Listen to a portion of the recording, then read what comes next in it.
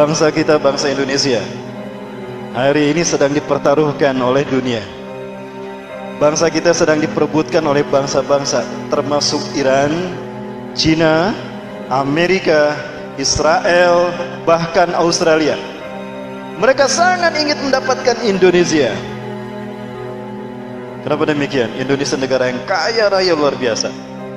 Inilah kenapa Belanda dan Jepang ingin menjajah kita, karena kekayaan Indonesia luar biasa. Ya. Tidak ada negara sekaya kita, sekaya Indonesia, Bapak Ibu. Indonesia punya 7 kekayaan alam sekaligus yang tidak dimiliki negara lain. Ya. Kaya mana Indonesia dengan Brunei Darussalam, Bapak Ibu sekalian? Pertama, Indonesia punya tambak emas terbesar di dunia, di Mimika, Papua, di Tembagapura, Papua. Kita punya tambang emas terbesar yang hari ini dikelola oleh perusahaan Amerika Serikat, dieksploitasi oleh Amerika, bukan oleh bangsa kita. Maka emasnya ngalir ke Amerika. Hanya sedikit sekali yang ngalir ke Indonesia, itu pun dinikmati oleh para pejabat, tidak sampai ke rakyat Indonesia, apalagi ke warga Papua. Tercatat di tahun 2007 saja pertambangan emas Freeport ini menghasilkan emas senilai 6.255 miliar dolar. Bukan juta, miliar. Kalau dirupiahkan berapa? Coba hitung. Kalau miliar dirupiahkan itu, dikurskan ke rupiah, berarti 6.255 miliar dolar dikali 13.000. Berapa? Setahun ini Pak penghasilan emas kita ini. Ya, dan ini beroperasi di tahun 1967. Andaikan saja, ini ada satu lembaga yang melakukan penelitian dan riset menghitung kekayaan emas kita.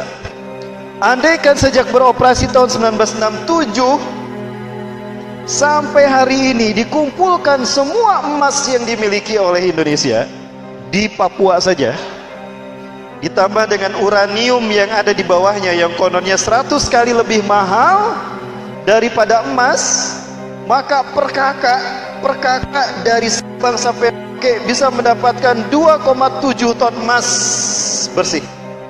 Hanya dengan emas saja kita bisa negara terkaya. Faktanya, sejahterakah kita? Tidak. Lalu siapa yang menikmati emas ini, Bapak Ibu sekalian? Ada apa dengan bangsa kita, Bapak Ibu? Per bulan penghasilannya triliunan rupiah. Per bulan triliunan rupiah.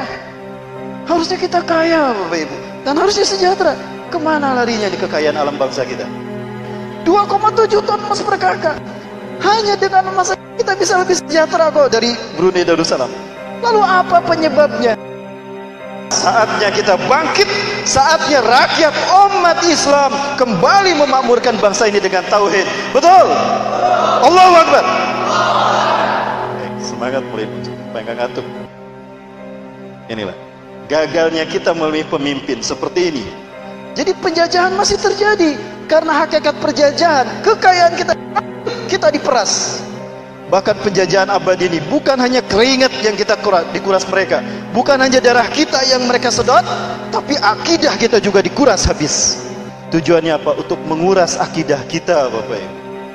Saatnya kita bangkit kalau kita ingin sejahtera, selamat dunia akhirat. Rasulullah berkata, sesungguhnya Allah jika ridho kepada satu bangsa, ridho kepada kaum, cukup Allah beri mereka satu pemimpin yang adil. Dia mencintai rakyatnya, maka rakyat mencintainya. Dia membahagiakan rakyat sebelum dirinya, dan dia membawa rakyatnya kepada kesejahteraan dan kedamaian. 2 dekade terakhir di bawah kepemimpinan Hasanan Bolkiah, Brunei Darussalam tercatat negara serop 100% rakyatnya. Semua rakyatnya muzaki 100%, gak ada mustahik zakat. 100% rakyatnya di atas garis kecukupan. Lah Indonesia, ini garis kecukupan, garis kemiskinan. 62% di bawah garis kemiskinan. Kaya negaranya, miskin rakyatnya. Apa penyebabnya? Berikutnya, Indonesia ini adalah negara di mana dua pegunungan Merapi dunia itu bertemu di Indonesia. Ada pegunungan Merapi, ada pegunungan Kaukasus, 40% bertemu di Indonesia. Maka 40% gas alam itu ada di Indonesia. 40% cadangan gas alam kita punya, Bapak Ibu. Faktanya, LPG murah apa mahal? Mestinya gratis tuh dinikmati sama rakyat. Yang ketiga, Indonesia negara kedua pemilik tambang batubara. Nomor 1 Meksiko. Kita menjadi negara terbesar pengekspor batubara ke seluruh dunia. Ya. Kemudian yang keempat, Indonesia punya tanah yang subur luar biasa. Tanpa dipupuk pun tanaman kita tumbuh, betul, karena kita subur. Ada tamu-tamu Timur Tengah kita undang seminar di Bandung. Mulai turun dari puncak sampai ke Cianjur, gak pernah berhenti bilang Allahu Akbar, Subhanallah. Hadhihi jannatun tajri min tahtiha al-anhar. Di negara mereka Timur Tengah, dari sini padang pasir, dari sini tandus. Di Indonesia, sawah, sungai, pohon kelapa, gunung indah luar biasa. Ini surga dunia. Suburnya tanah kita, Bapak Ibu. Tapi kenapa kok banyak longsor di mana-mana? Ingat, azab itu ada 3 motifnya. Ada peringatan, ada ujian hidup, ada peringatan, ada azab.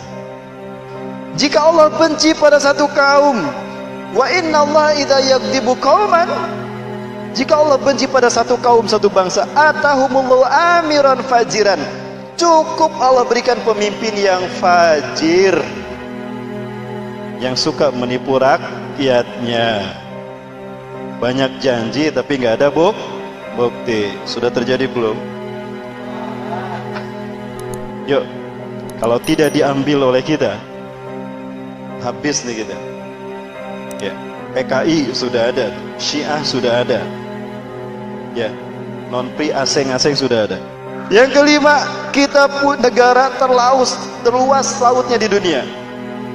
Indonesia terkenal dengan the largest uncivil law in the world, karena Indonesia negara kepulauan, sehingga Indonesia punya kekayaan laut dan laut terluas. Yang keenam, Indonesia punya hutan tropis terbesar.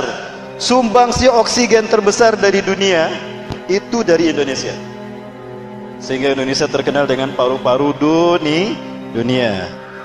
Dan terakhir, kita punya destinasi wisata yang luar biasa bagus. Dari mulai Sabang sampai Merauke, nyaris Indonesia sebuah pulaunya itu punya destinasi wisata. Maka tidak sedikit turis wisatawan asing, mereka tertarik untuk datang ke Indonesia. Faktanya, kita miskin di negara sendiri. Kenapa? Kita tidak pandai bersyukur. Karena yang namanya syukur adalah isti'amadu ni'matun minallah ala ma yardallahu an. Menggunakan semua karunia Allah di jalan yang Allah ridhoi. Bapak Ibu, intinya adalah kepemimpinan.